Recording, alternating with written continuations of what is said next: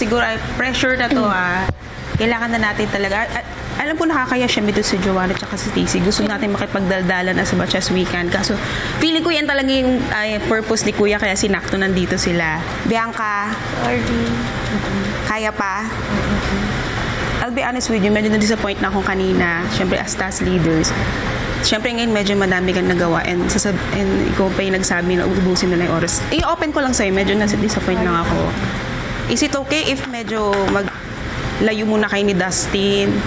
Okay na, mag-sacrifice. Just for, less than 24 hours na lang. Kaya natin yan. Tayo is near, maglayo muna tayo. Maglalayo tayo. Kasi tayo yung nagdadaldala lagi.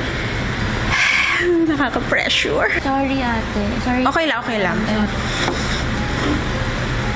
Sa akin lang, wala. Never ako nagsalita kasama ko si Bianca, ate.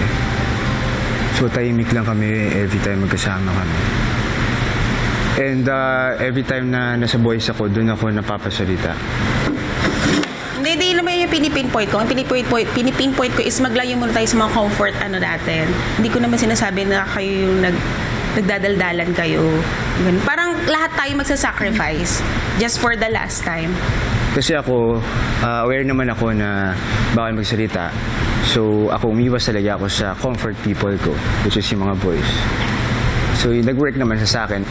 Dustin, huwag mong masamain yung sinabi ko. Wala akong meaning doon. Gusto ko lang yung mag-sacrifice tayo.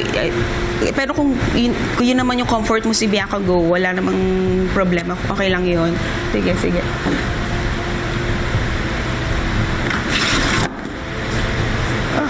Ako clear ko lang yung sana ma-appreciate niya rin yung effort na ako umiiwas ako sa mga boys.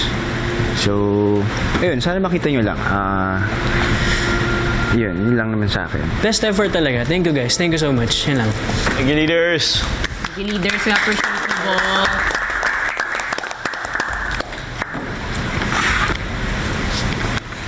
Saan nga ba hahantong ang